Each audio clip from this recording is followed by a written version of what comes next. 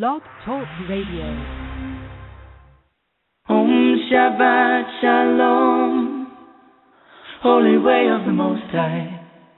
Om Shabbat Shalom, I sense your presence. Om Shabbat Shalom, Holy Way of the Most High. Om Shabbat Shalom, I sense your presence. And I am the light within your soul. In the essence of truth and right, love makes the circle whole. And here we stand in line, waiting for some sacred sign. But to find the balance is the purpose of this time. To restore the balance of the universal mind. And in the presence of my Lord of light and love, everything I see aspiring to be free. And when I call to thee, and come on bended knee, surrender to the all-pervading light and love. Reflections of the one surrounding me with love. And I sense your presence. I sense your presence. I sense your presence. I sense your presence. Within and without, above and below, yeah. East, west, north and south, I sense your presence. Without and within, below and above, yeah. East, west, north and south, I sense your presence. I sense your presence.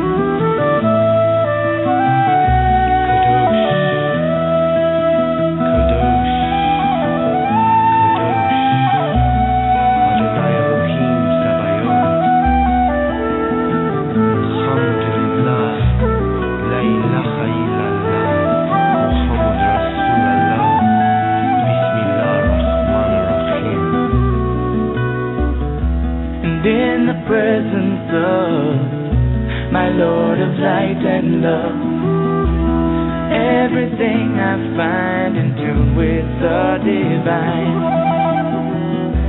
And here we stand in line, waiting for some sacred sign. But to find the balance is the purpose of this time. To restore the balance of the universal mind.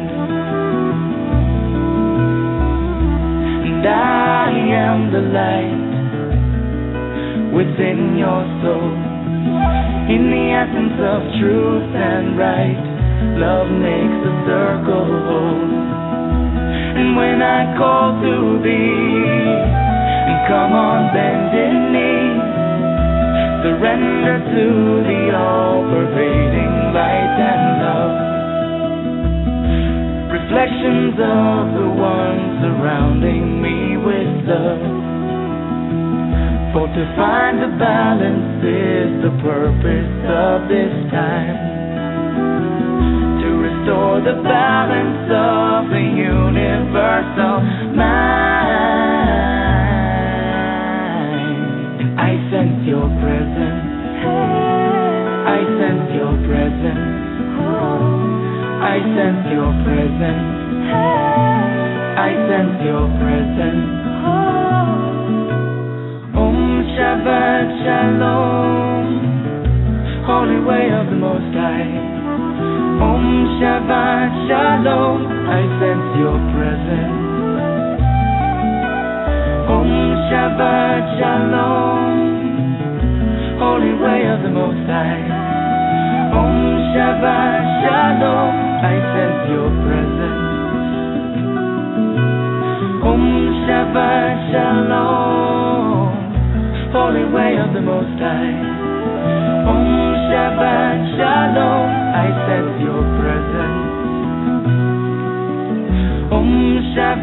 Shalom, holy angel of the Most High. Om Shabbat Shalom, I sense your presence. I sense your presence. Thank you for joining me tonight here on Activating Compassion in the Midnight Hour. My name is Jessie Ann Nichols George, and I'm your hostess this evening.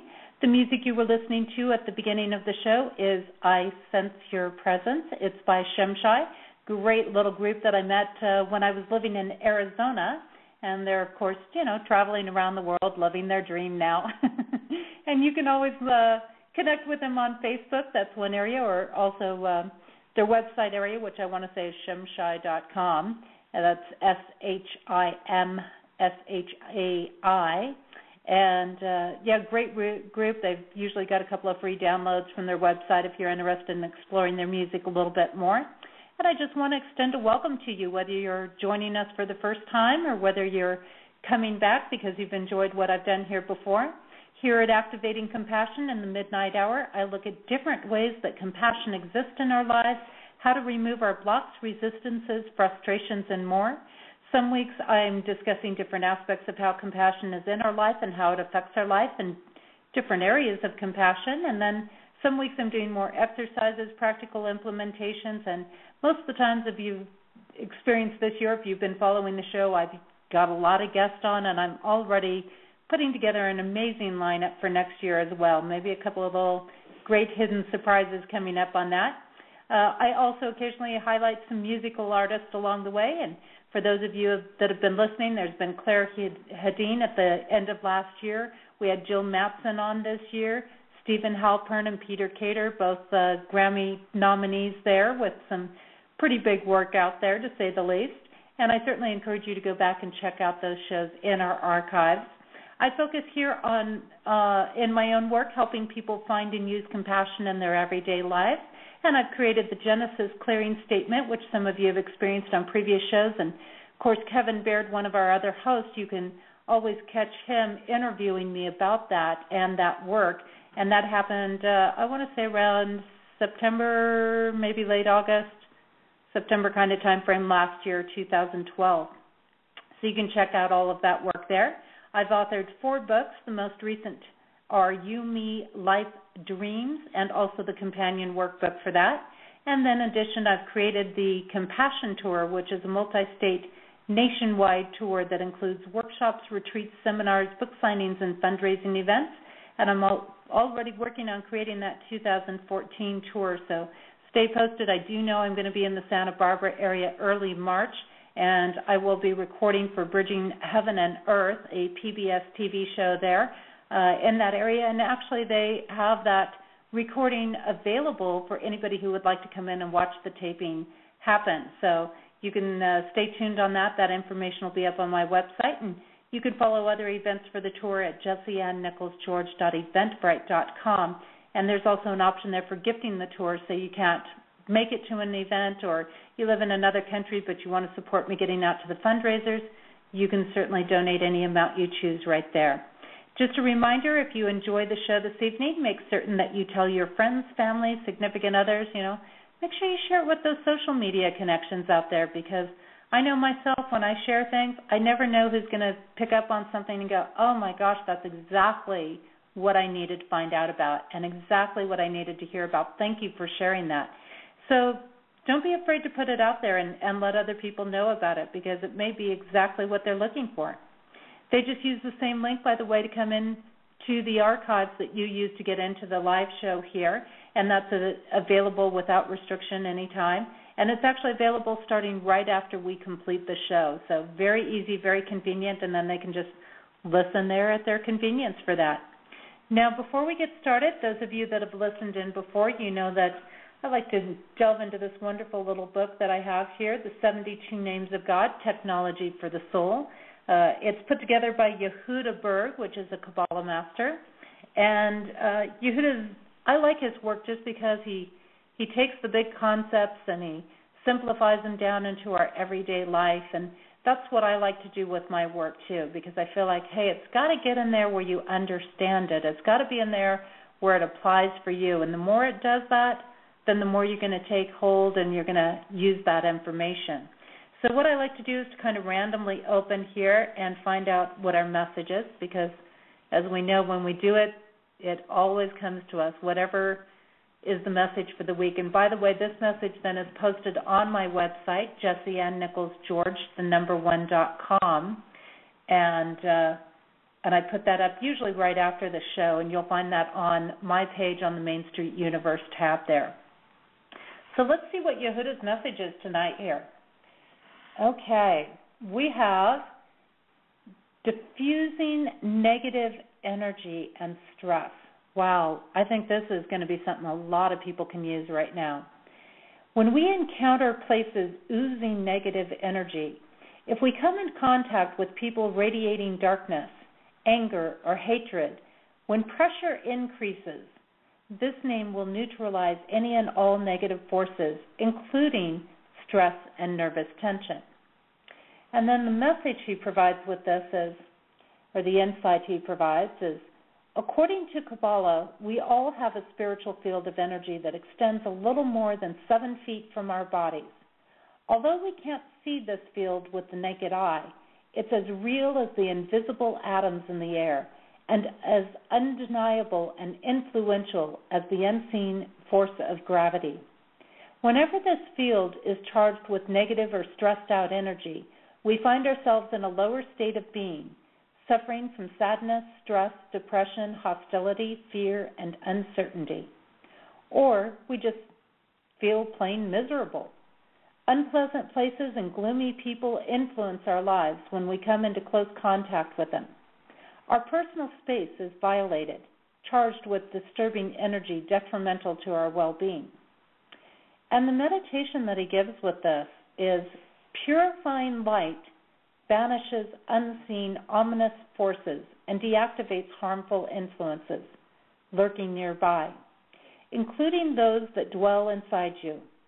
Stress dissolves, pressure is released, balance and positive energy permeate your environment.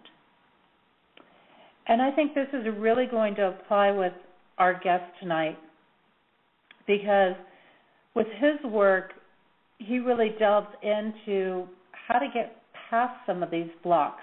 And I think a lot of times when we get the blocks that come up, it's because we've gotten bombarded with some of this negative energy, and we haven't taken the time to bring that positive light in. He also works with some things that are related to the heart space, and we're going to be delving into that, finding out more of what that's all about. Now, again, the common name here for this name of God is diffusing negative energy and stress, and the way this name is pronounced is Kaf He Tav. Kaf He Tav. And again, that will be up on my website. You can go back and read on that and reflect on that throughout the week, and you'll have that to access. I've been tongue twisting today. It's really something. So let's do a little lead up here to what our guest is going to be discussing tonight, what our topic is. And let's take a look at this. A little something to ponder here before we go on break.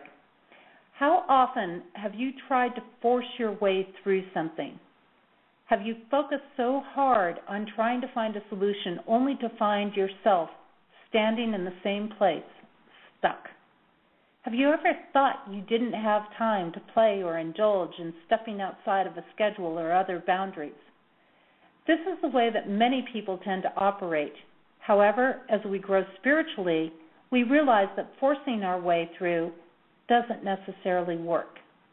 Oftentimes when we think we don't have time and won't allow for any variation from plans and schedules, we actually end up taking longer to get things done and feel more drained doing it.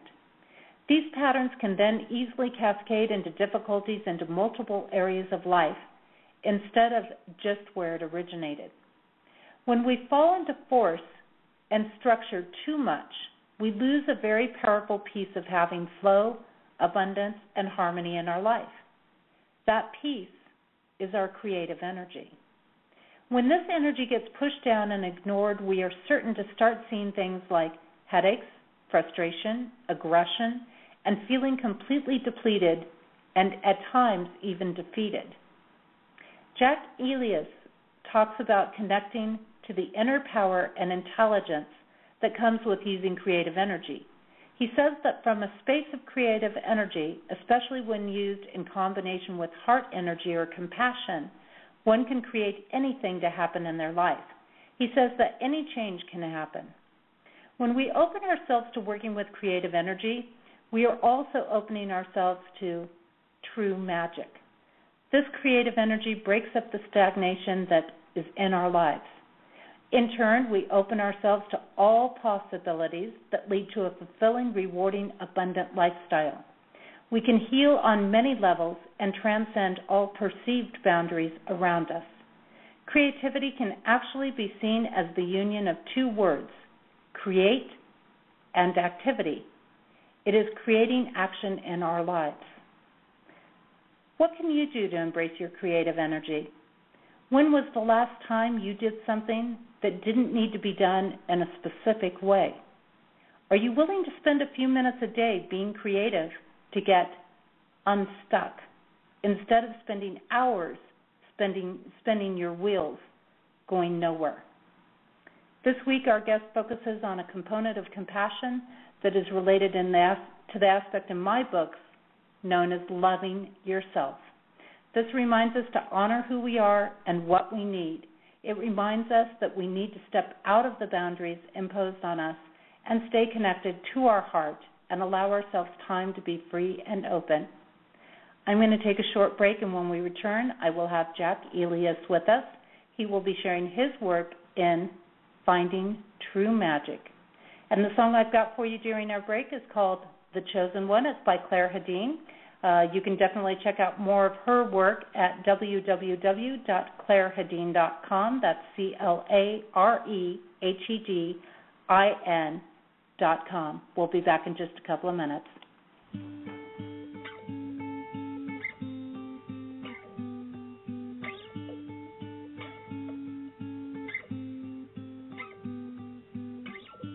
Your eyes shine with kindness, your hair curls with joy, your heart lights the bedroom, your grace fills the sky. You are the chosen one, so bright just like the sun.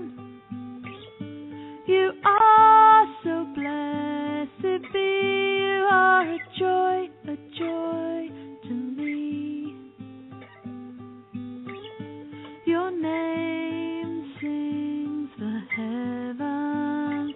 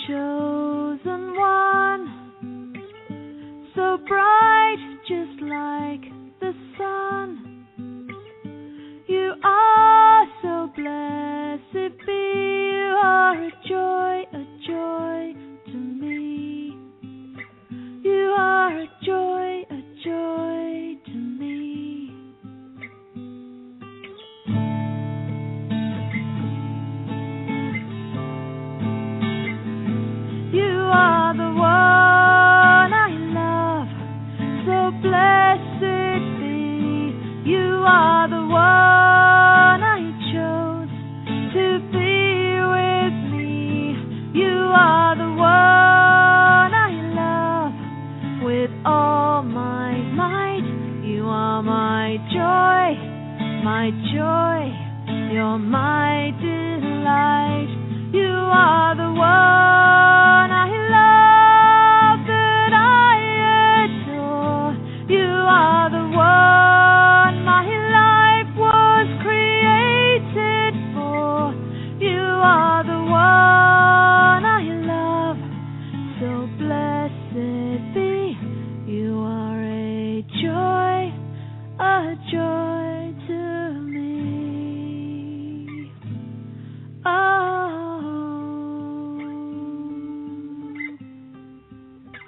oh, oh.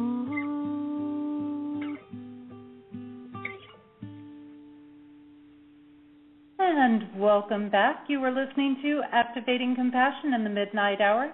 My name is Jessie Ann Nichols George, and I am your hostess this evening. You were just listening to The Chosen One. It's by Claire Hedin.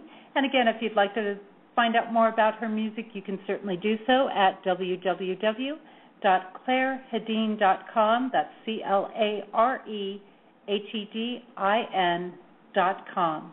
And I'd like to bring on my guest here tonight, Jack Elias, who is a certified NLP practitioner. That's a neuro-linguistic programming practitioner for over 30 years.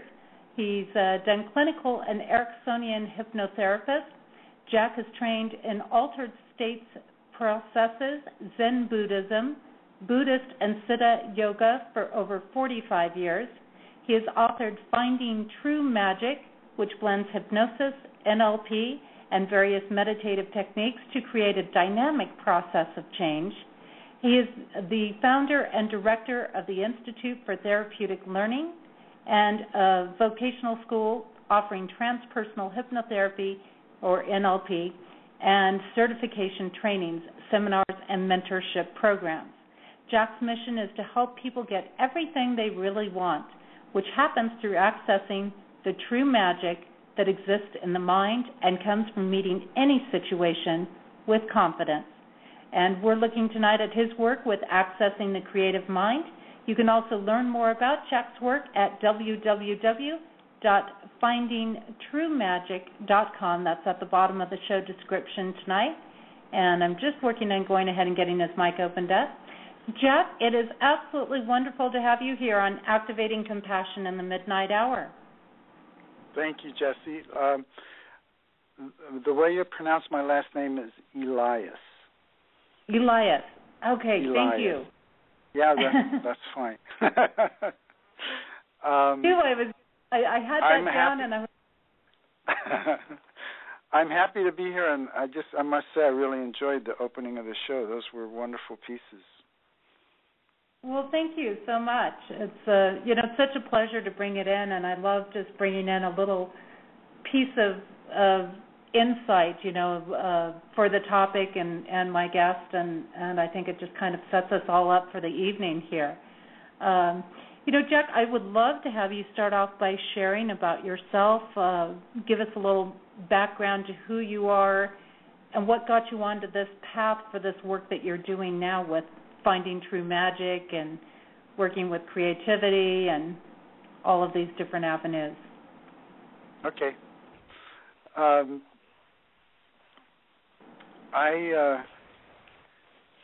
I think, like most people who are drawn to healing professions, there was an affinity right from when we were very young. I feel very fortunate that I had a mother who had the ability and capacity and made it her priority to be very loving to me, and I felt like her love, like especially putting me to bed at night, made it very easy for me to connect with a sense of presence and love that was greater than just her loving me. And I was raised a Christian, so the label I put on that was God, and it was a very tangible, living presence, and I would attribute it now to her. The way she lovingly related to me was like a gateway. So from very early on, I was had the benefit and the blessing of being sensitive to the presence of sacredness in life.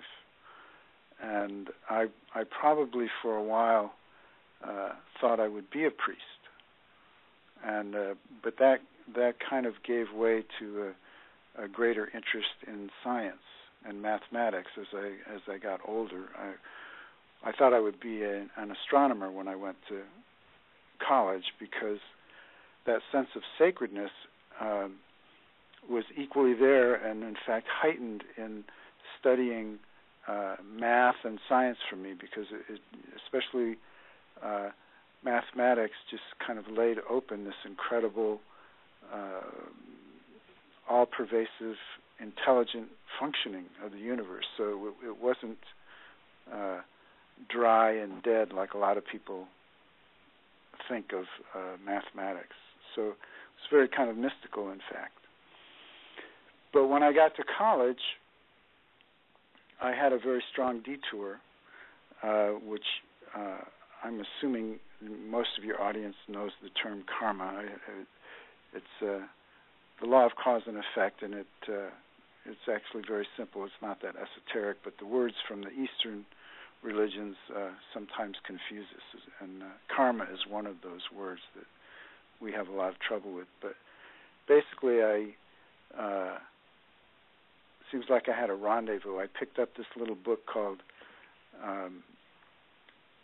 Zen Flesh, Zen Bones, and it was a little translation of these short little pithy stories and kind of mental puzzles that are part of the Zen Buddhist tradition.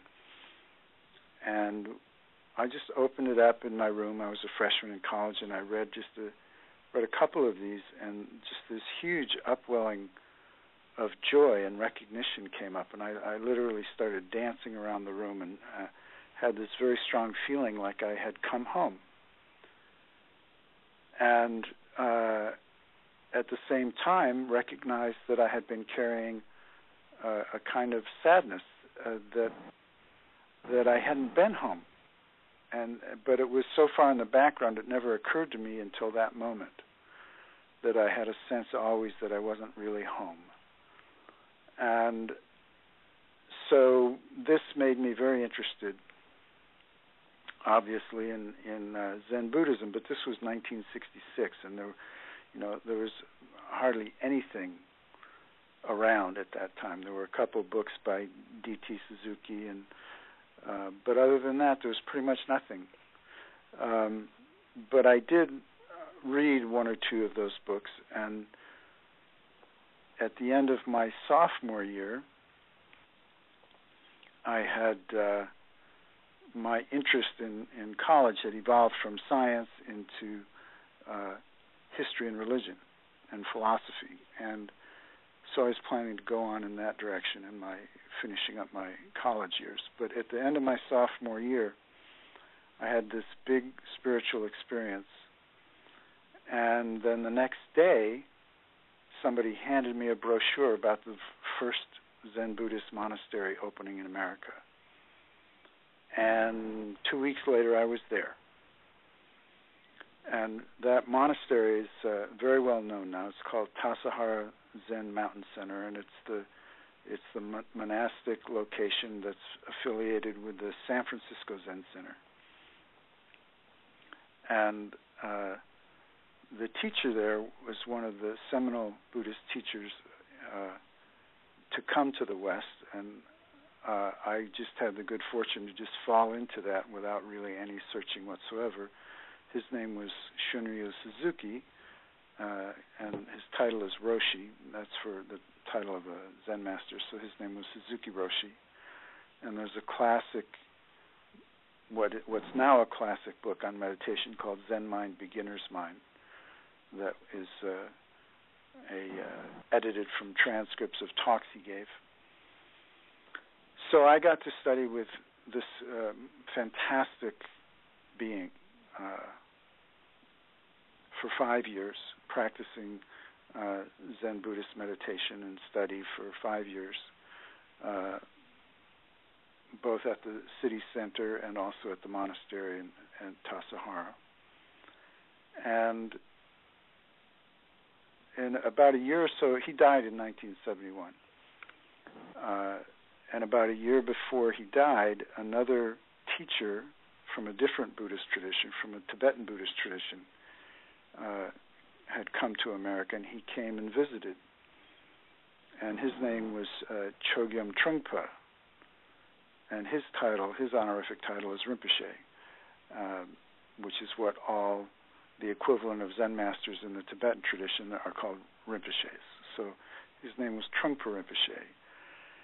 And it became immediately clear to me that when Suzuki Roshi passed away, I would go study with him.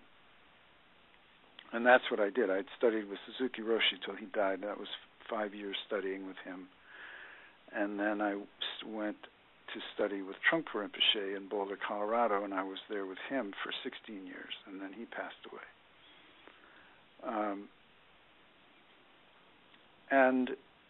But over the course of that time, it became clear to me I would not be a priest. And in fact, I got married and I had a bunch of kids.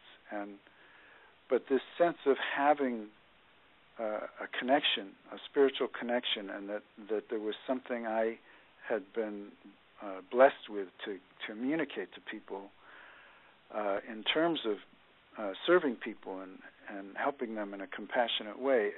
I was doing that as best I could in the work I did, which was in sales.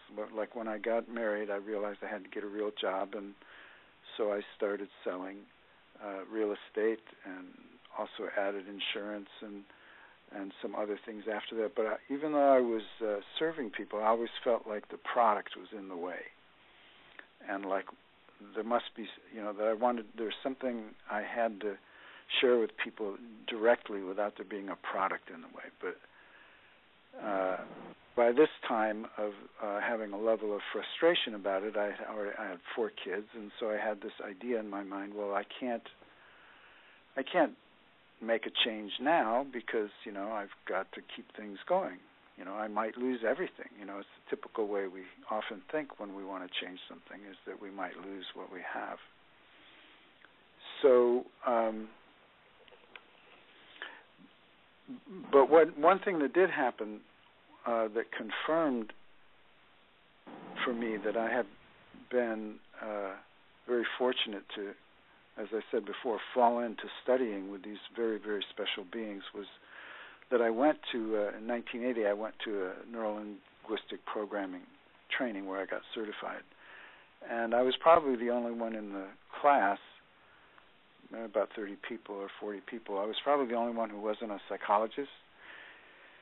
And they were all being just shocked and blown away by what was being presented in neuro-linguistic programming. But for me, it was very familiar, and it was like little bits and pieces of what I had already been studying and learning in Buddhist psychology and philosophy. So I was shocked, and I thought, if they're not teaching you this, if you're studying psychology in college and they're not teaching you this, what are they teaching you?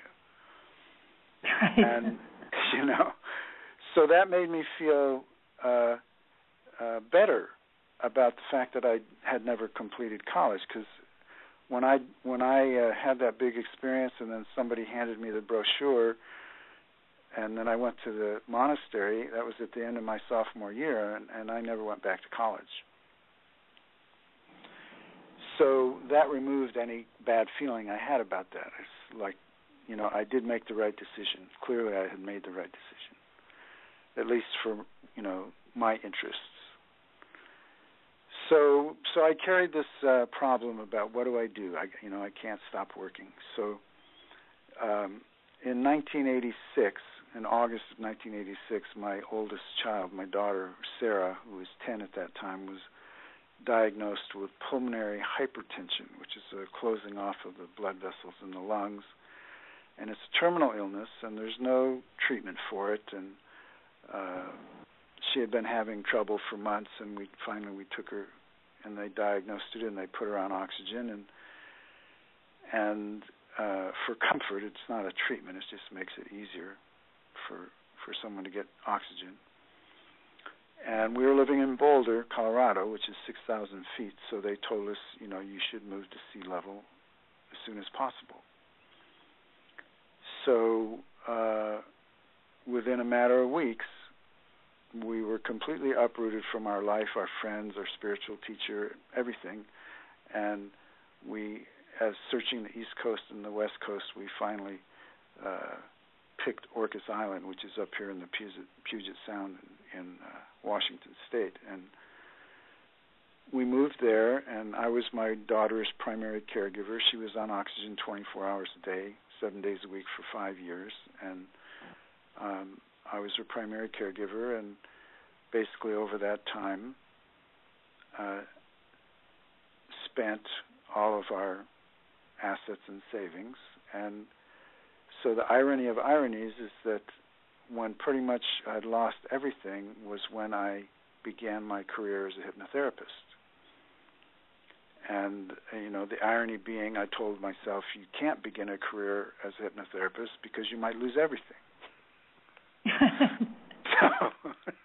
Those excuses that we make and then come full to. I'm very good at what I do, and it's not because I'm smart. It's because I made all the mistakes myself. We all have different ways to learn, Jack. Yeah. So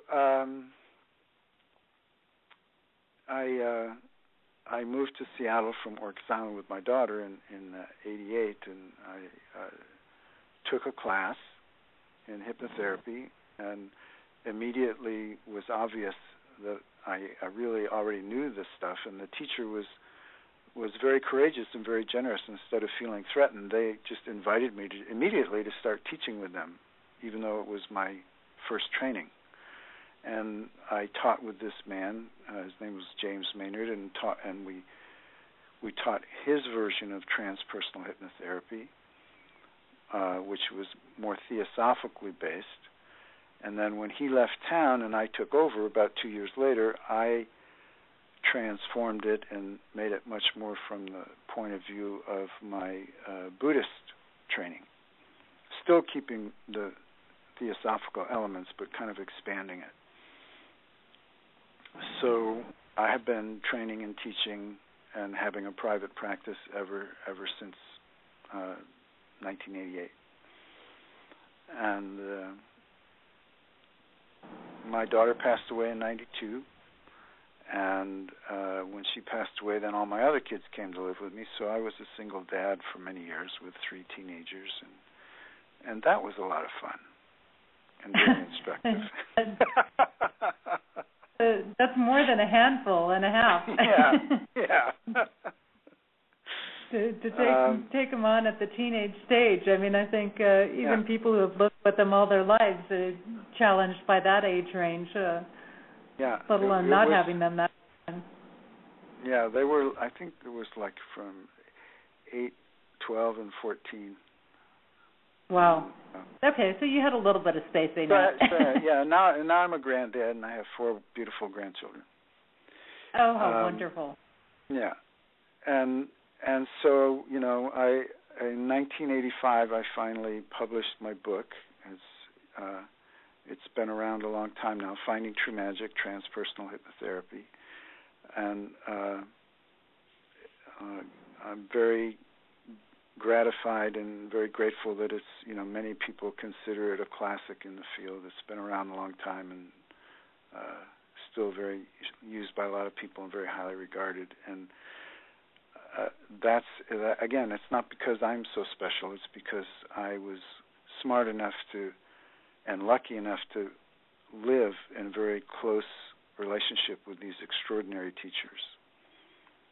And the thing about them is what makes a master is that they become, or they are, a living embodiment of the teachings. It's not just a head trip. I had a client today, and we were talking about Nelson Mandela, and she had seen him when he came to Seattle many years ago and went to a talk he gave, and she said that, he didn't say anything that special, but the quality of his presence was overwhelming. And that's what my teachers were. These beings who completely were a manifestation of compassion and love and wisdom, not merely talking about it. So even though wasn't that great a student, the fact that when you hang out with someone like that, it gets into you. So I feel very much, that I am just sharing what was given to me, and it's very precious and very rare, but not because it's something I invented. It's just something I get to share. And I think you bring up a good point. I mean, do we ever truly invent anything in that capacity? We're constantly bringing forward what's already been, but maybe expanding on that or adding a different piece or putting different pieces together. And it sometimes seems like we've invented something or created something. And I think you bring up a great point. There's so many people that are looking for this big, wow factor with somebody.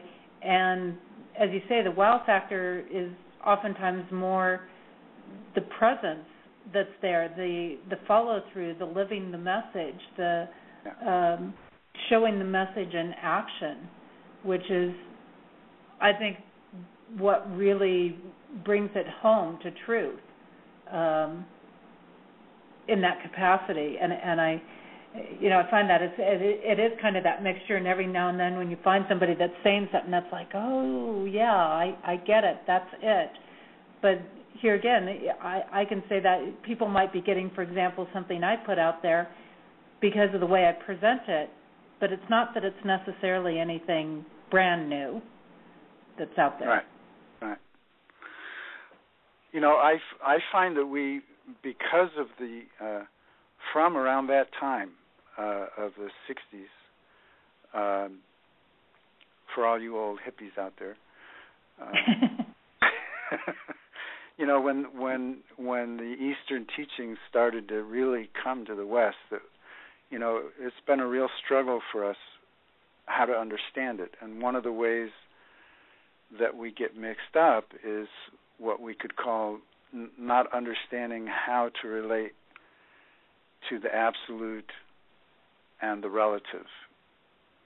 And what we do is we hear these absolute truths, about love and be detached, and we take those conceptual formulations of absolute truth and we try to act them out in our relative lives, and it doesn't work. And just a good illustration, I think, is a friend of mine was kind of on, not guard duty. He was on. He was like a monitor for interviews with our teacher, and so he would let people know when it was their turn to go in with the teacher. And our teacher, his whole message was love, and that you are God, you're one with God, you're not this little temporary being.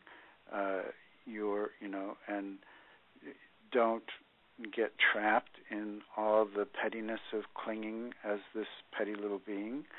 That you're a being of love. You deserve to completely honor and worship yourself, and for that matter, everyone else. Welcome everyone with love. And so my friend knew that one of the people waiting in line was a woman who had just lost her child. And so my friend was fantasizing how our teacher would tell her that, it's just an illusion, your child's not really dead, it's just this passing show, and, just let go of that, let go of all of that, and just realize that we're all God, something, magnificent and ultimate and absolute. is what he was expecting he would tell her. So he ushered her in, and then he just couldn't resist. His curiosity got the best of him.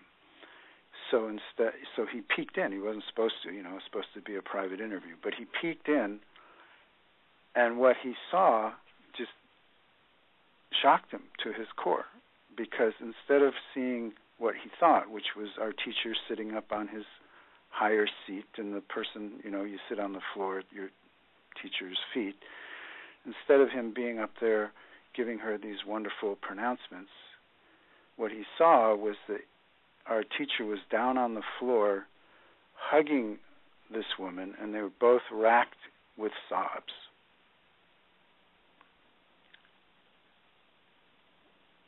He completely joined her in her suffering from the heart, completely letting go.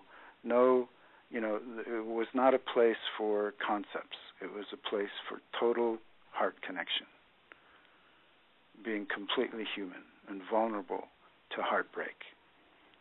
That is the supreme teaching. And we have, we've made it harder for ourselves to go there because of our misunderstanding of some of the ways absolute teachings about love have been presented. Especially if it's been presented in terms of that you should be detached, that you have to detach from your desires. And so people think, okay, I'm going to get detached and I'm not going to have desires. And actually they just become cold-hearted because they're trying to act it out on the relative level, a mistaken notion of what that absolute teaching means. Being detached doesn't mean, become like a prune.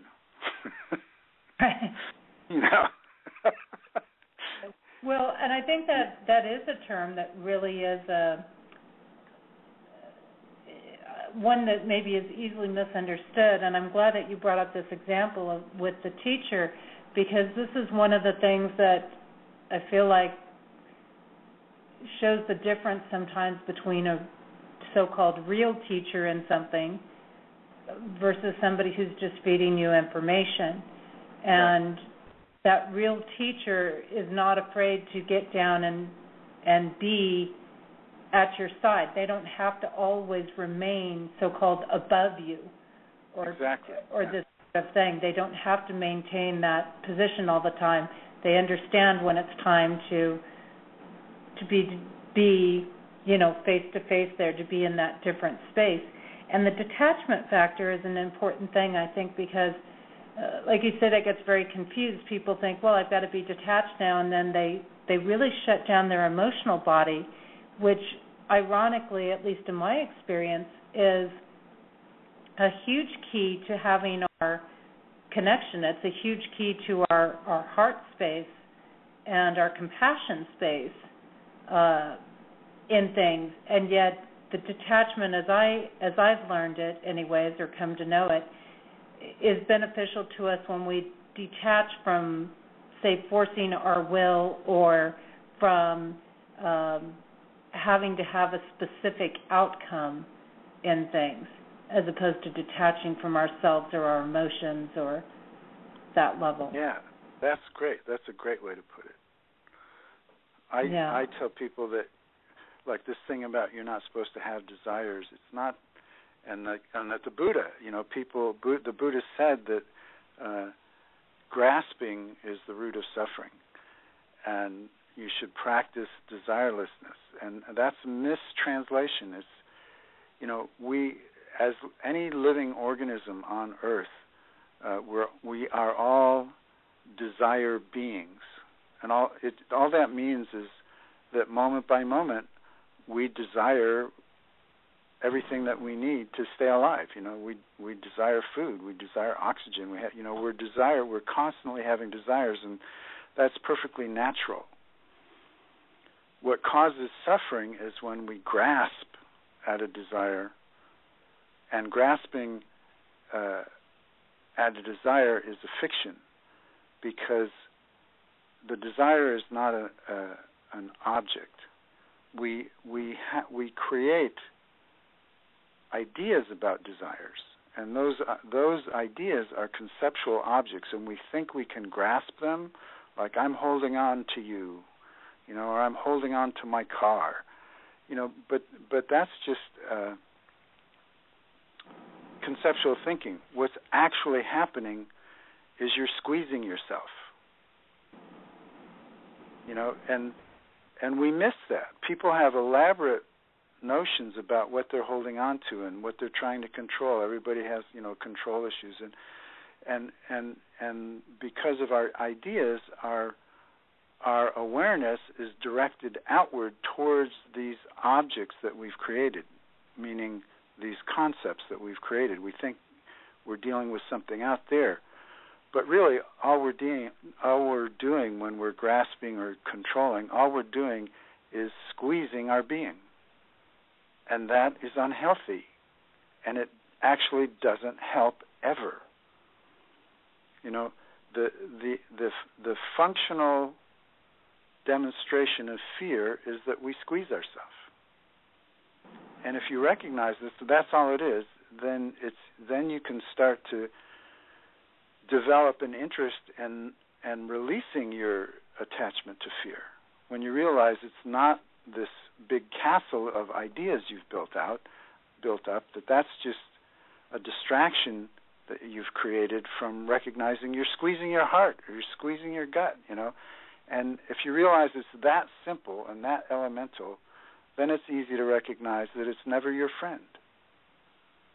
But if you don't realize that, I've had people tell me all the time that they wouldn't know what to do without their fear, that their fear is what motivates them, that their fear is what helps them accomplish things.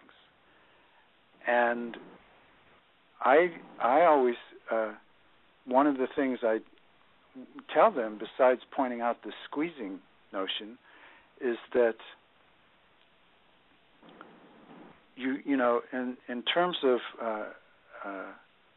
how this world runs, which is it runs according to the law of cause and effect, which is called karma in the East. Everything is according to the law of cause and effect. If you plant a corn seed, you're not going to get plum trees. And in the same way, if you recognize good fruit that you've created in your life by your efforts, that good fruit had to come from a good seed. So the good seed is your own good qualities and your own good effort. And it wasn't because of the fear. I would say that, your fear didn't get you out of bed and cause you to create those good consequences for yourself. Your good intentions created those things for yourself in spite of the fear. And that without the fear draining your energy, those good consequences that you value in your life would be even better. It's just, fear is not our friend ever, and it's never a choice. It's never relevant in any situation. It's never a part of the equation. To squeeze yourself, it never helps you function. If you have a challenge coming at you, you want to be at your best. It's like an image I often use with people is if you're walking down an alley late at night and suddenly you see three shady-looking characters come around the other end of the alley, and you're very certain that this is a bad thing, and you're going to have to take care of yourself. Resorting to fear would be like thinking, well, the first thing I have to do is tie my shoelaces together and then try to run away. It just doesn't help. Yes, and I think that's the thing, is so many people get locked into that space with fear there. And I like your description of kind of squeezing yourself. And I think anybody who's maybe been through panic attacks or things like that could definitely relate it to that feeling. You do. You feel squished in. You feel restricted. And when we're feeling restricted, we know that's a surefire sign that we're in the space of fear. And And I think that kind of leans into your work that deals with opening our creative energy, because that creative energy then seems to help us move out of that space of fear. It kind of, loosens up the restraints that we put on ourselves. Let's use another image. Is that we're like a garden hose, and that creative energy and that creative force is the water going through the hose. And if you have something that you need to water and you crimp the hose, then you're not going to be able to water it. And that's what happens when we think we have to be afraid, is we actually crimp the hose of our creative energies. But we can get so confused that we turn things upside down, and we think, not merely think, but we develop a habit so we don't even have to think about it anymore, which is that if a challenge comes our way, our first response is to get afraid, is to crimp the hose, and then try to deal with the problem. When the thing to do is to cultivate a habit that's opposite to that, which is that as soon as the first thing to do when you recognize you're being confronted with a challenge, the first thing to do would be to relax, to profoundly relax, and open with faith and confidence to your own inner resourcefulness, to your own creative wellspring. And the thing that stops us from doing that, the reason why we've cultivated the mistaken habit of going to fear, is that we all have experienced in varying degrees, growing up in our childhood, judgments, that it's not okay, that we're not okay, that and that our value as a being is at stake in our performance. So we become afraid of success and failure and being judged, as opposed to being given the understanding to, just do your best. Life is a learning curve. Do your best. Enjoy the process. We get robbed of that in varying degrees. We have parents who don't understand what parenting is, and even though they may deep down love us, nevertheless, at an operational level, they give us a very strong, convincing message that if we don't fulfill their desires or their needs, if we don't please them, then we're worthless, and they'll withdraw their love. That can develop in many different facets, and we don't grow out of that. This is where hypnotherapy comes in. The creative power of our mind is the power of imagining. Most people don't realize that all of life is imagining. Sometimes they might think, oh, well, you're just imagining that, and dismiss the imagining power. But all of our fears are imaginary. All of our hopes are imaginary. Whenever we create something, it's because first we have an image. We create an image, and then we figure out how to manifest it in outer reality. That's true about trains and planes and automobiles and cell phones. Everything is the creative function manifests images, imaginings, and then we figure out how to manifest it. And that holds true for manifesting our storylines about who we are and what life is about and what's going to make us a good person or a bad person. All of that is hypnotic suggestion. Hypnotic suggestion is just that. It's a suggestion about how to imagine what reality is. People all think, gee, I don't know if I can be hypnotized, because there's all this prevailing information about what hypnosis is, a large part of it coming from stage hypnosis, which is entertainment. And people see people doing outrageous things, and they don't want to be doing outrageous things, and they're afraid maybe they can be hypnotized, and then there are people who think they can't be hypnotized. And the fact is, we're hypnotized all the time. Language is inherently hypnotic. Who we think we are is a bundle of hypnotic trances. And this is a basic understanding from these Eastern traditions that I've studied, and it's very rare to find it emphasized in Western literature and Western teachings. And in fact, the West, and with our individualism, we, cherish this, what we can call ego, this idea of self, and we don't question it. And yet it's the root of our problems, clinging and grasping to an idea of self as if it's who we really are. That's the grasping that causes our suffering. And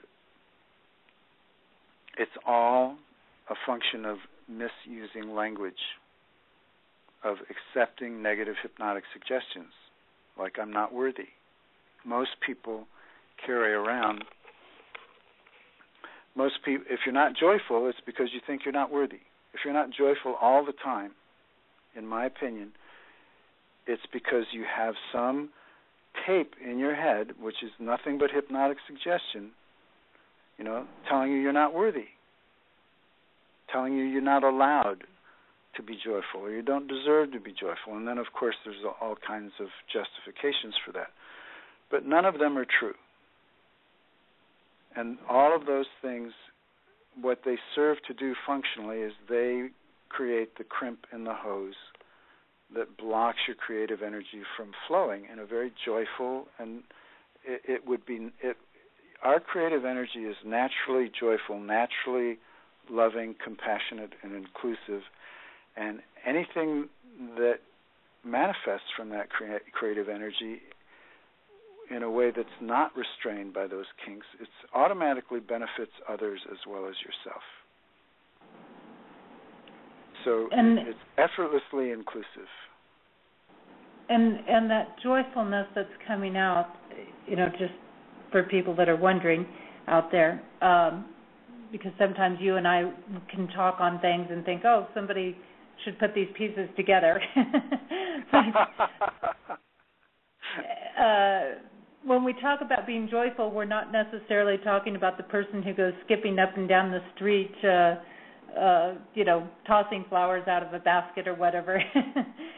Sometimes that joyfulness is just an inner feeling of sort of peace or acceptance, or you're okay. Even when things can be chaotic, you're okay. There, you have a sense of joy for what you do have in there. So I don't want people to think that all of a sudden they have to be this happy, big, giant, toothy grin all over the place all the time. I would. That's an excellent point, because I know that that's what we can do, is we try to create an idea. Well, what must that be? And what I would just say, remember your roots. And your roots are that you're being given the gift of life breath by breath, and that the joy I'm talking about is that you don't become numb or take that for granted. You actually feel kind of an astonishment, a constant, delightful astonishment that you even exist.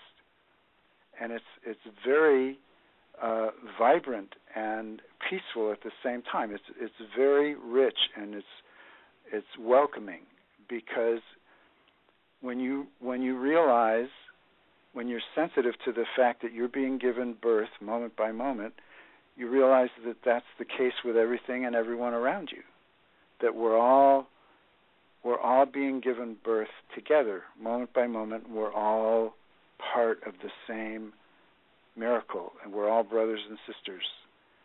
And so the joy isn't simply skipping around and kind of Pollyanna throwing flowers. It's very deep. It's profoundly deep, and can manifest as the serenity and magnetism of being that we talked about earlier about Nelson Mandela, and that I said that's how my teachers were as well. It's profound. It's a profound awareness of being alive, and it can include it can include happy and joyful, the typical happy and joyful, but it also includes heartbreak, the capacity to profoundly relate and fearlessly experience heartbreak and not be defeated by it and not build a poor me story around it, but that the joy is still there even in profound heartbreak. That's the kind of joy I'm talking about. Right, and this is the type of thing where we know, for example, even when somebody passes on from this life, and yes, of course, we will miss them as a human being, but then at the same time, there's a profound joy for the accomplishment of passing on that goes with it, and I think that might be an example of that kind of a parallel. We're in times right now, I know, with some of the influences that we have, that this is really coming home. There's a bittersweetness that's going on. It's like letting go of that love that doesn't work in your life anymore, but then you've got this profound joy at the same time of moving forward. So you've got sorrow, but you've got joy with it. And so it's that sort of bittersweetness, and it's an awe, I think, of the whole process. So let me ask you this, Jack. People, they go, okay, great. I get that I'm in this fear space, and I get that I need to open up my creative energy, but how do I do that? Yeah, great question. The good news is you don't have to do, implied in that is that people, we think we have to create the creativity. You're already perfectly creative. It's to go back to the hose thing. The hose is already there. The water is already there. You don't have to create the water, or you don't have to create the force of the flow of the water. You just have to remove the crimp. So it's not about creating the goodness. It's about stop creating the unnecessary squeezing, and immediately the goodness will flow. Immediately the creative will flow. If you've ever had the experience of, struggling with a dilemma and being afraid, and then one way or another you release the fear, maybe even accidentally, and suddenly your mind is full of ideas of how to address the challenge, and it's joyful and it's enthusiastic, whereas a second before you just felt like you were just a caved-in black hole. I tell my clients and my students that you never are without your power. You always have all your power, and you always have all your freedom. You're absolutely free, and you have all your power all the time. The thing is that absolute freedom means just that. You're absolutely free. And that means if you choose to follow negative hypnotic suggestions, if you choose to follow negative thinking, that by following it, you twist up your creative energy, you twist up your power around itself, you create pain and suffering, and you mislabel that as I'm trapped, I'm in prison, I have no power. No, that's a misinterpretation. What you've done, the intensity of your suffering is the demonstration of the presence of your power. If your power wasn't there, the suffering couldn't be intense. It'd be like a limp noodle. So it's not that if you're suffering intensely, it's not that you've lost your power or that you've lost your freedom. It's that you've used your free ability to use your power, only you've misused your power. You've turned it against yourself and created a squeezing or a knot, if you will, and that's painful. But it's a demonstration of the use of your power, the free use of your power. So it's not about finding your power. It's not about finding your freedom. It's about recognizing what you're doing with your power and freedom and going in the other direction. Because in the same way, if you choose negative thinking and confused thinking, you can create infinite suffering for yourself and nothing will get in the way because you're absolutely free. But by the same token, if you follow creative and generative and uplifting and kind thinking, you can create unlimited, blissful, joyful benefit, and nothing will get in the way because you're absolutely free. Either way, you're absolutely free. You have all your power all the time. And if you remember that and find yourself suffering, instead of complaining, you can think, what am I doing right now to create this? You take ownership of it. You stand in the position of power and choice of what am I doing? What thoughts am I following? What do I have to be believing right now to be creating this mess or this pain? And that's the way you start to change it. Not by having a false problem of I don't have any power or I don't have any freedom. That's creating a false problem, and so you waste your energy doing things that are never going to help. People often say, I've tried everything, and then they get defeated. I've tried everything, nothing works. This is another quality of the hypnotic and beguiling power of language. If you say I try everything and nothing works, and then you believe it, but really all that's happened is that you've tried everything that doesn't work. So of course nothing changed. It's like if you wanted to turn the light off in a room and you exhausted yourself going around the room, moving the furniture, slapping the walls, ruffling the curtains and digging around in the rug and saying, I've tried everything and nothing works. But really what's happened is you just didn't do the one simple thing that does work, which is go over and flip the switch. Everything has a solution. Everything has a switch, but we're blinded to where the switch is by the hypnotic quality of the language that we have been habituated to using in a self-defeating way. And I realize we're just beginning to get into something that we could go on about for a very long time, and yet we're running out of time. But I would like to say that this is what my book is about. I have a lot of things at my website that go into this, and this is what my work is about. I want you all to understand you have all your power all the time, and you're absolutely free. And you don't have to believe me, but just try, just as an experiment. If you have something in your life, assume that you have all your power and all your freedom, and then ask, what am I doing?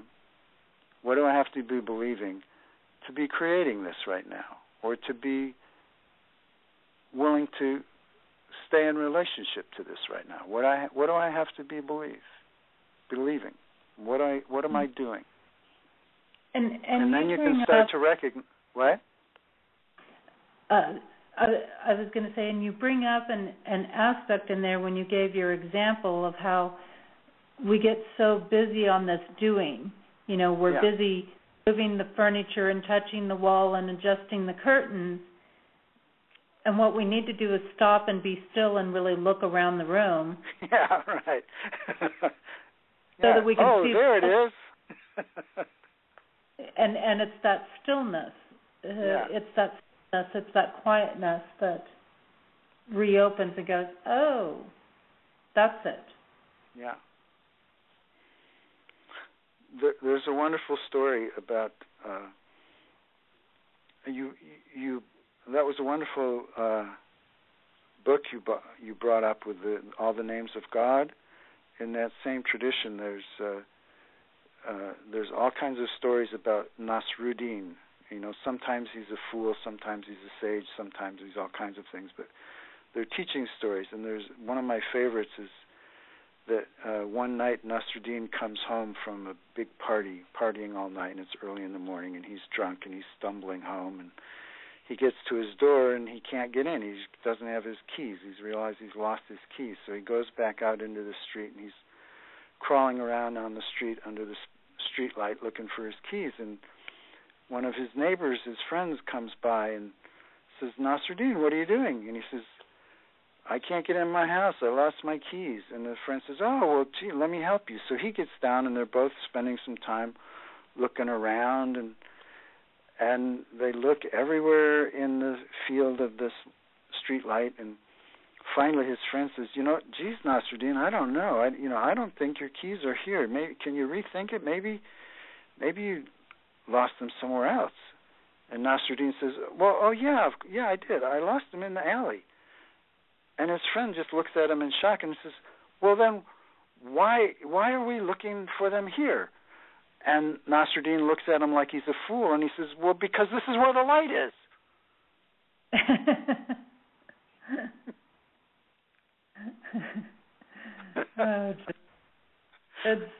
And we kind of buy into these things. Yeah. Advertising such a great example of that we buy into these things. We're told we've got to have this in our life, or got to have that in our life, or this will make you happy, and if you do this, then you'll be the best on the block, or something like that. And really, it comes down to you win when you've got the happiness. You win when you're fulfilled, so to say.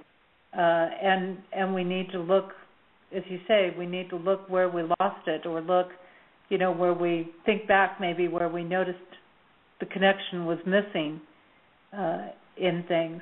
Now, I know, Jack, with your techniques, that I think almost most areas of life people can shift using your techniques. Yes. But let's take a sensitive one for people right now.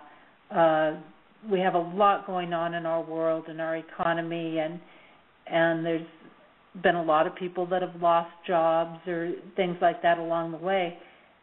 So how do people get improvement in, say, something like finances or relationships from using this creativity?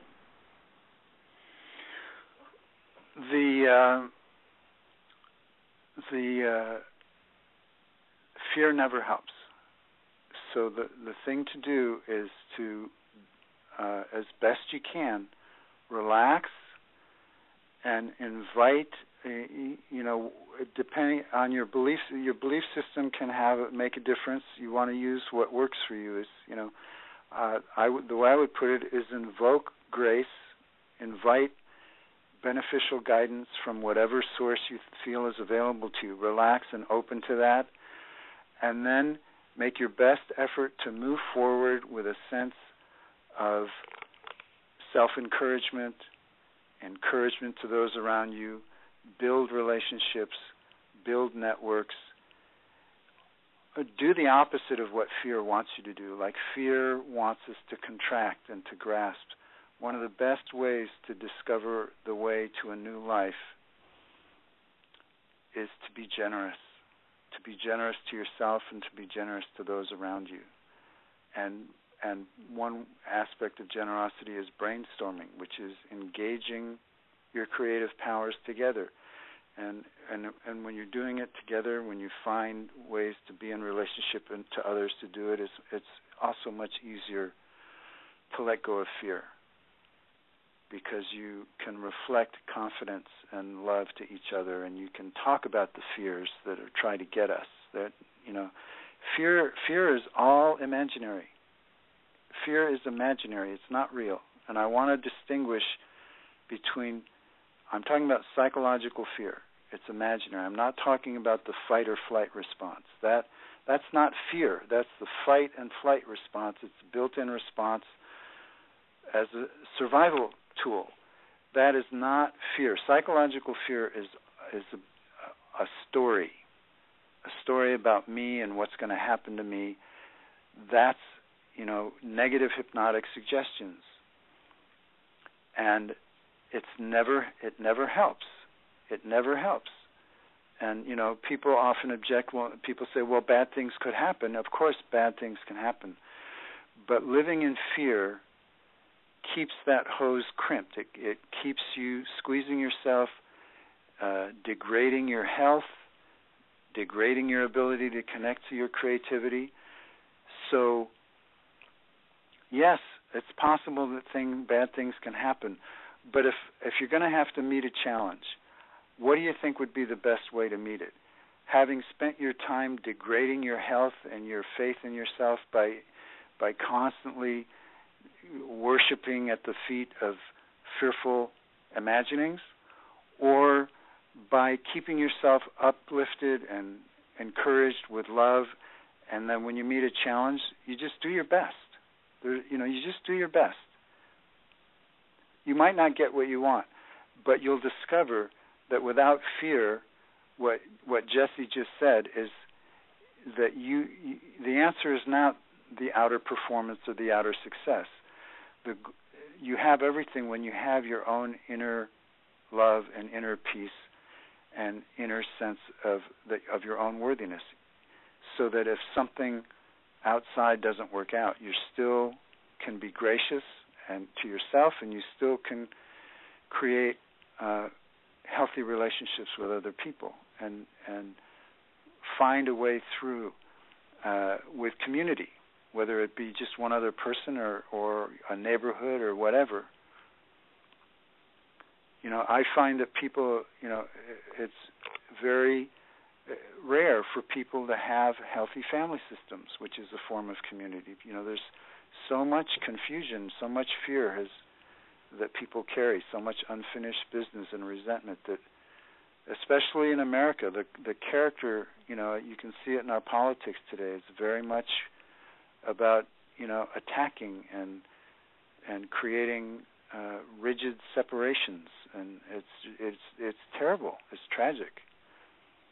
And I think you've brought up something that is actually very easy for people to do if they will allow themselves to do it. And there's so many resources for doing this, for connecting with community. I mean, we look at all the groups that are online now. We look at, groups in LinkedIn we can belong to, groups in Facebook we can belong to, here on Blog Talk Radio, all the different shows you can tap into, all of these different things. Networking with people and brainstorming with other people, even if that's one other person, such as our partner or friend or neighbor or whoever it is, or sibling or whatever. Because what I see in all of this parallel is when we're in that fear, we're isolating ourselves. We're shutting ourselves off like in this room. But when we step out and we communicate with people, and we step out and we start talking to somebody else, we realize, something bad could happen, but something good could happen too. Mm-hmm. I saw, I guess it's a couple of years ago, when the crash happened, and they interviewed this white man in the South, and he was sharing how he had lost everything. And all his life he had been racist, and he had not associated with black people, and there were plenty of black people around where he lived. He was in the South. And when he lost everything, he had to go to a food bank. And because he had this work ethic, he realized, I've lost everything, and now I have to go to a food bank, but maybe I can help build up the food bank. And so he engaged with people there, and a large majority of those people were black, and they built up the food bank, and they created other food banks. And by this point in the story, he's in tears, and he's saying, I never really was alive. When I had my whole perfect life, and I had my retirement security, and I had my home, and I was living on an island of my prejudice, and I was never even alive. But now he was alive. He lost everything. He had to lose everything that created his isolation, and that allowed him to become a human being and connect with other human beings. It was a very wonderful story. And I think that this is a good awakening for people to realize that we hear these stories over and over again. I lost everything. Yeah. Then I woke up. Yeah. And I think the key is that we don't have to lose everything if we implement some of these things to start with, if we realize that, okay, yeah, I've got a nice car and I've got a nice house and I've got this and I've got that, okay, but what am I going to do to be alive? Yeah. And people are alive in that space. They may have worked, they may have earned, they may have understood it. And then, at the same point, in the same token, there are people out there that don't really have all of these things, and they're still not alive. Right. And so it comes back to that choice. Are we going to love? Are we going to give ourselves a life? Because that life is like turning on the water to come through the hose. We can be the hose, we can be open, we can allow it to flow through us, but until we choose to be alive, the water doesn't come through, in a sense. Absolutely. We talked a little bit before the show about a technique, and I have a really simple, powerful technique that I'd like to offer to people, and that is, it's a question. Just, check your state, and whenever you like, as often as you like, and just ask yourself, am I too afraid to be kind and encouraging right now? Am I too afraid to be kind and encouraging right now? Don't forget the right now. It's very important that you recognize on the spot right now. Am I too afraid to be kind and encouraging right now? And that can mean be encouraging to yourself and or kind and encouraging to someone else simultaneously. But just learn to face that and recognize if there is a fear there, relax. Practice relaxing. Have the courage. It takes courage. It takes courage to relax and not follow the fear. But if you ask that question, because that gives you the alternative, it's a lot easier to let go of something if you have an alternative. If you lecture yourself, let go of fear, it's very hard to do because, deeper down, that when you let go of something, you need to have something else to hold on to. So if you just lecture, let go, you're going to resist that. But if you let go of the fear and take hold of being kind and encouraging, it gives you a way out. It's a very simple, wonderful, powerful technique. Yes.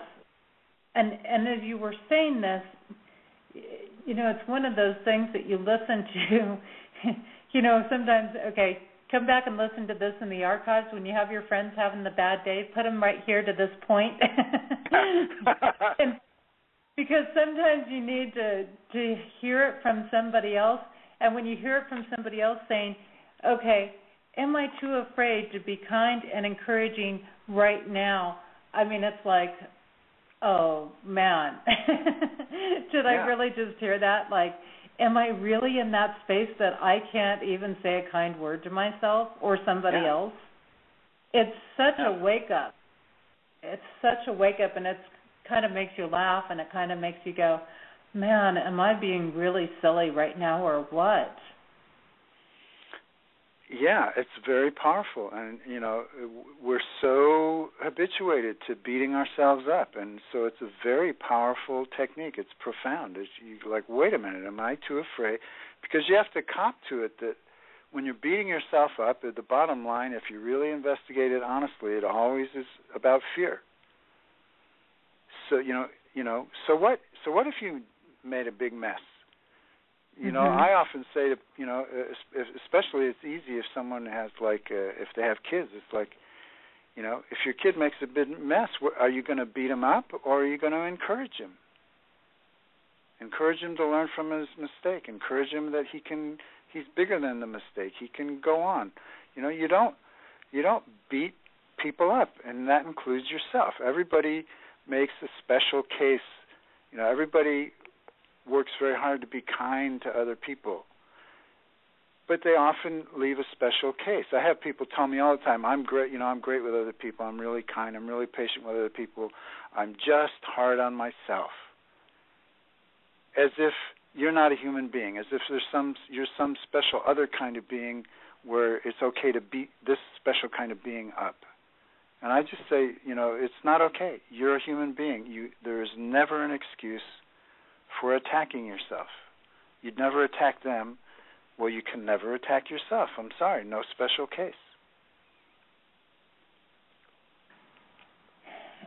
Yes, and I think too we've kind of bred a society, and this comes back to those who choose to want to try to control others have made us believe that by being in the victim space that's how we get attention and care and love. Yeah. When in reality we're seeing a shift and people are waking up and realizing, hey, I really don't want to be controlled by other people, and I'm not going to play the victim no matter what direction my life goes, because I've definitely learned that doesn't really get me anywhere other than to bring some people into my life that I don't necessarily want there. And so now in stepping out of this, I can actually go in this whole different direction. We're shifting our society where the victim is no longer going to be the one getting all the attention. And people are looking for those who are willing to step out of that space and be an example. Mm-hmm. And just be themselves. I mean, for most people, It's not about, hey, I want you to go off and be some guru and teach me or something. It's just about, I just want you to be happy. I just want you to experience fulfillment and not be in this pain of being the victim. Yeah, it's an act. A victim, there's a difference between being victimized and adopting a victim's psychological posture. Somebody can beat you up and you have been victimized, but you have the ability and the right to keep your internal state free and not adopt a psychological state of being a victim. You can keep your self-respect. You can be kind and encouraging to yourself instead of following fearful thinking, which is what is fearful thinking is how you create a victim mentality. And you're right. We in a dysfunctional family, when we're little kids, we can learn that is the way we get attention. We can learn in a dysfunctional family that being forthright and straightforward about your needs or your desires, you just get slapped down. But if you act broken, then the person who is mean to you will suddenly be kind to you. And so it makes a very compelling situation to develop the ability to act like a victim. It's very understanding how people can invest in that when you consider the kind of family system they might have come out of. The thing is, it worked then and it made sense then, but once you're an adult, it's obsolete. You don't need to do that anymore. You can take care of yourself. Definitely, and I think that this really comes back around, and the only time we really are that so-called victim is when we choose to turn our power over to somebody else and be in that role. And the key is that's not where we're going to find the happiness, the fulfillment. Your concepts align very much with the work I do in compassion, that these self-judgments that we make, that I'm not worthy to step out of this role. But again, using this type of a checkpoint like what you've given here, am I too afraid to be kind and encouraging right now? And it's about bringing it in the present, because it's kind of like, do I really truly have anything to fear right now in this moment? And we really don't at any given moment. I mean, okay, if you've got, a bear mauling you, you got something right there in that moment. That's fight or flight. That's not psychological fear. That's fight or flight. That's perfectly fine. But the average person sitting at home going, oh my gosh, I'm worried about this, I'm worried about that. One thing that we do know is the worry blocks our action. It stagnates us. And the second we're willing to let it go, we can get back and get moving again. Do I have time to talk about the worry thing for a few minutes? Yeah, we've got just a few minutes here. Okay. To go. If you look at the functionality of worrying, it takes focused attention and repetitive thinking about the object that you care about. So that's the same functional description of prayer. Focused attention, repetitive thinking about an object you care about. The difference is with the prayer, it's positive. With the worry, it's negative. So I tell people, look, worrying is just negative prayer.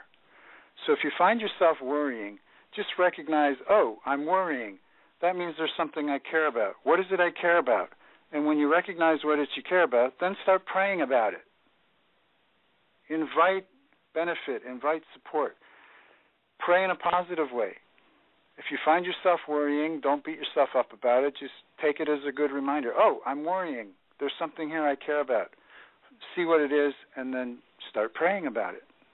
Invite prayer. Invite for whatever is truly beneficial in this area to come to you. Pray about it with faith. That's a really important piece right now, I would say, with people. And I think you've placed that in really good perspective. I like that concept. Worrying is like a negative prayer. It's like that warning sign that goes off in us.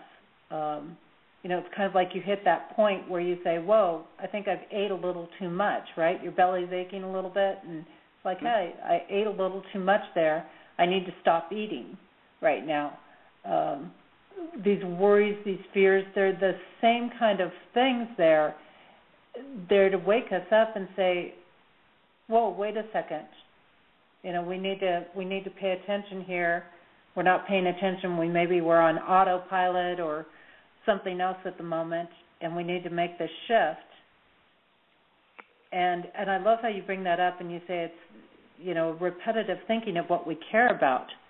I think most people don't think of worry in that sense, that this is something that I care enough about to worry, just like you care enough about your children to worry about them. Yeah, if you didn't care, you wouldn't worry. Right. If you didn't care, you wouldn't worry. And the fact that people say, well, I don't know if I've got the energy in me to bring the positive result. Well, you obviously do, because it's the same energy. You're able to focus your attention that much, and you're able to repetitively think about something. So it's just a matter of what you're going to think about or how you're going to think. Yeah, you're already praying, so might as well pray in a positive way. Mm-hmm. Invite assistance, invite guidance, invite clarity, enlightenment, invite good qualities. Yes. That's a big piece in there. You definitely are sharing some very, very big pieces with this, Jack, which I'm so appreciative of and I'm so grateful of. And these are the things that I love, because these things are actually so simple. Yes. And we make them so complex, and they don't need to be complex. Yeah. It's very simple. Stop squeezing yourself. Ask yourself, am I too afraid to be kind and encouraging right now? And relax and start being kind and encouraging, which allows your creative energy to flow. You will solve all your problems much more creatively and much more wholesomely, with much greater benefit and in a much more enjoyable way if you do it with kindness and encouragement than if you try to do it with fear. Fear is never your friend. It never helps, because it's just squeezing. Yes, and that's... You can't have fun doing anything if you're squeezing yourself at the same time that you're trying to do it. Exactly. It never feels good when you're doing that. That's when we belly aches headaches and everything else, right? Yeah. The physical results in that as well. But I think this is, again, some really amazing pieces that you've brought in, and I know in your work you do a variety of things. You work with, of course, the Finding True Magic, which is the key book based around what we've been talking about tonight, but you also have some other things on your website, and you also do what's called lucid heart therapy with people, which is really going into that heart space. So I would love for you to just kind of present, how do people get in contact with you, maybe go over your key things there that you're offering, and, just go ahead and plug yourself a little bit. Okay, great. Thank you. My website is findingtruemagic.com. Finding True Magic is the name of my book. I also have a blog that's blog.findingtruemagic.com. And I have a private practice. I work with individuals, couples, children, family. I work with with business people as well as with individuals. I work on just about any kind of issue, whether it be professional or personal. I work with people all over the world by phone and Skype, as well as seeing people in person. I have a variety of individual products and seminar products and trainings on my website that people can study at a distance. I also do live trainings. I certify people as hypnotherapists. I've been doing all of this for 26 years. I have a free newsletter that you can subscribe to from my website, and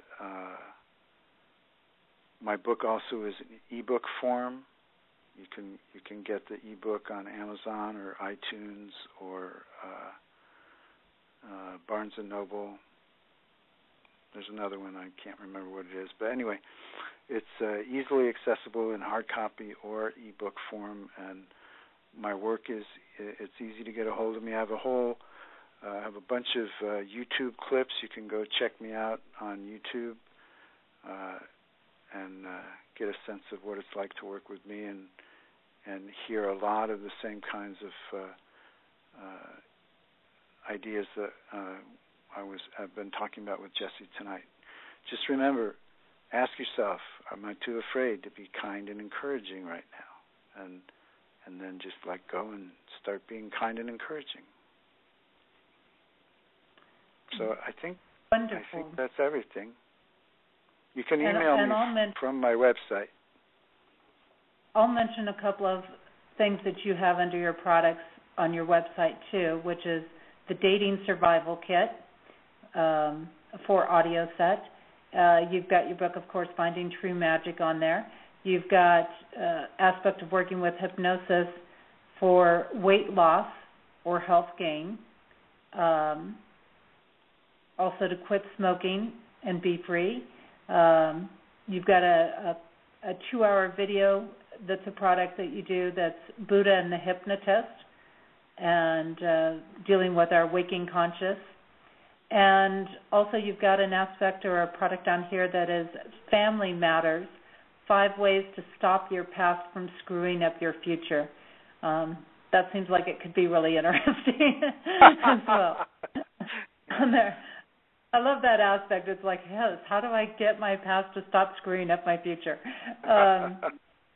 So some really great products on there, and I encourage people to go on and look around at what Jack's doing, the lucid heart therapy and the life coaching, and check into that because it's very heart-centered, very compassionate approach to working with things, and definitely Jack brings out these aspects of not only compassion with others but with yourself, and I think that's a big key because when we are compassionate with ourselves, it's a heck of a lot easier to be compassionate with other people around us.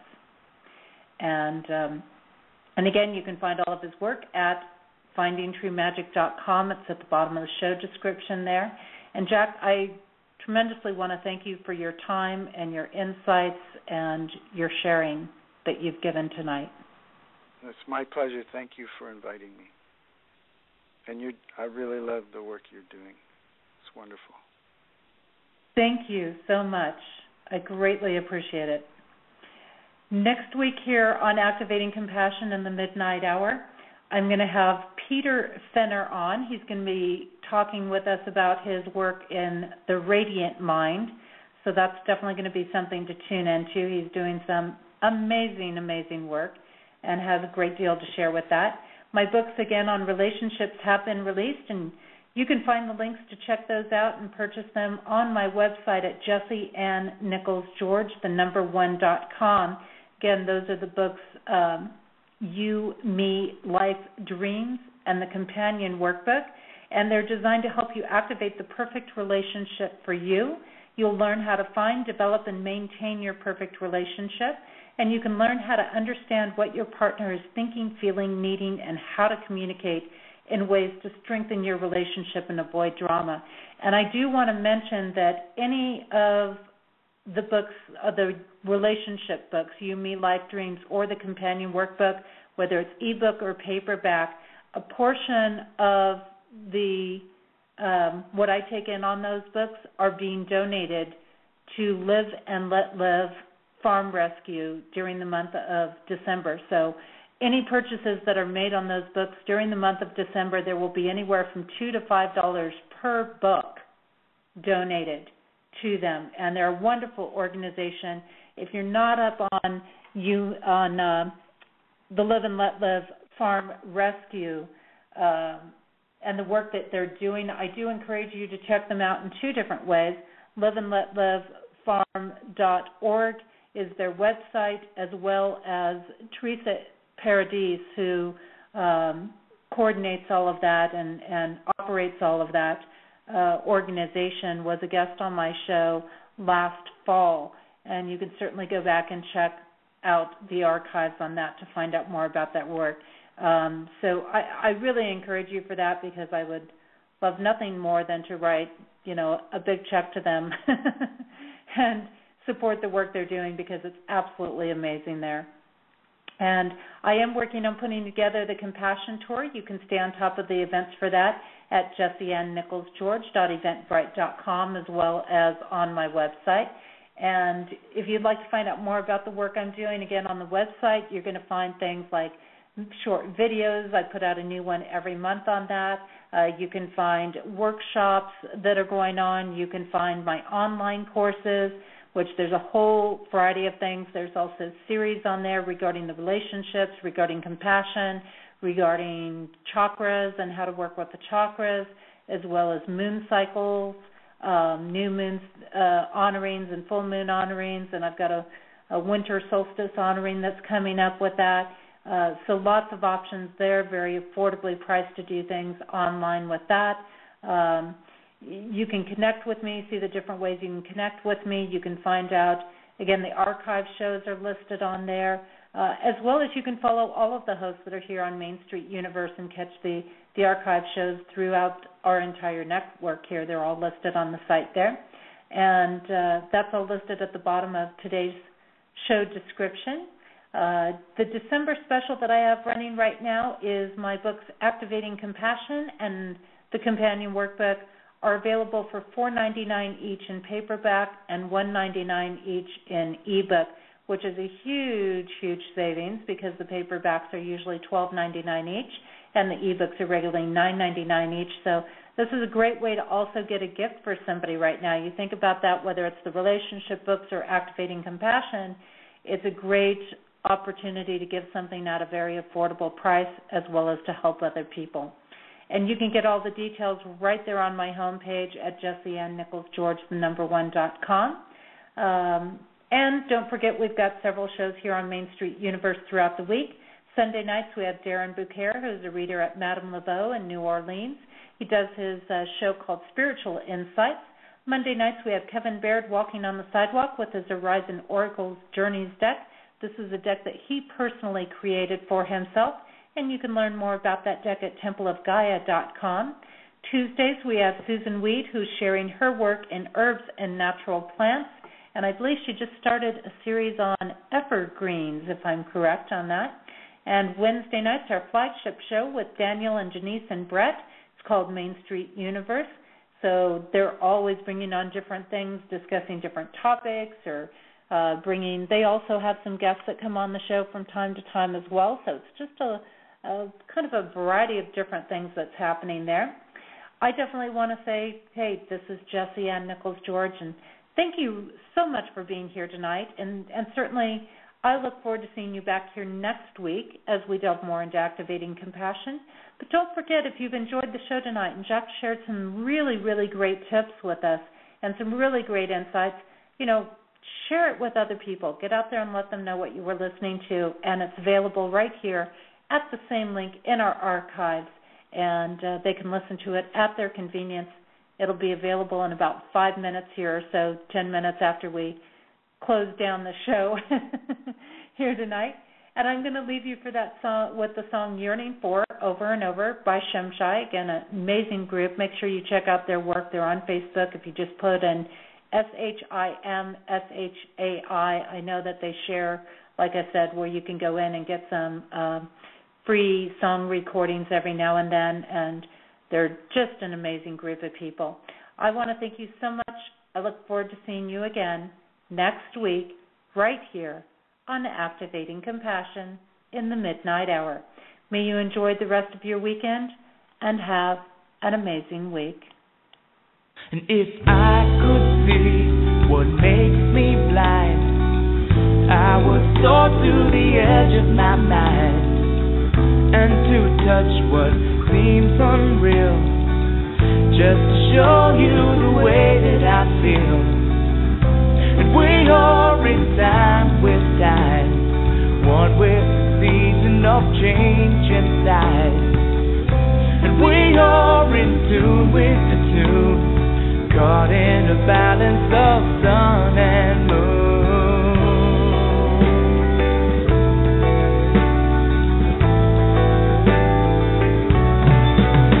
Oh, deep inside, the light within, shining to show you it's here to begin. When all I have is all I need, I will soar to the edge of eternity.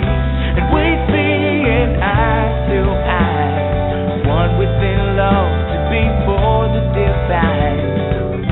And we're walking hand in hand, caught in the balance of God and man.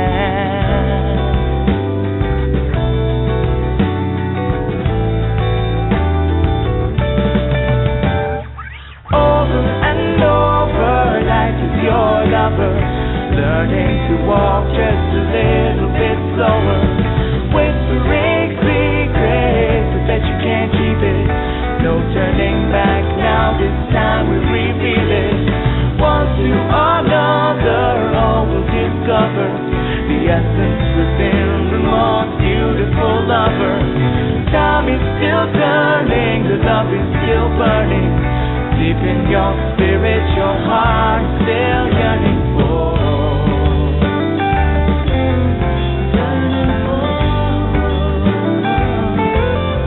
Yearning for.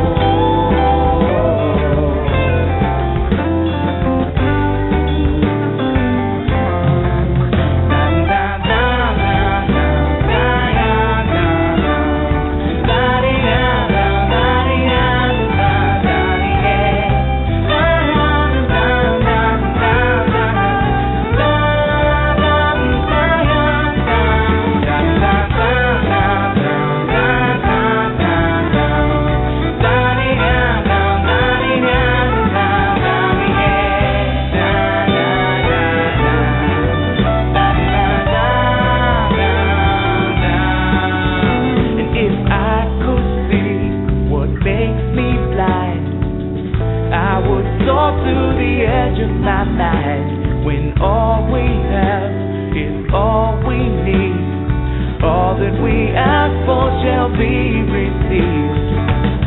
And we see in eye to eye, one within love to be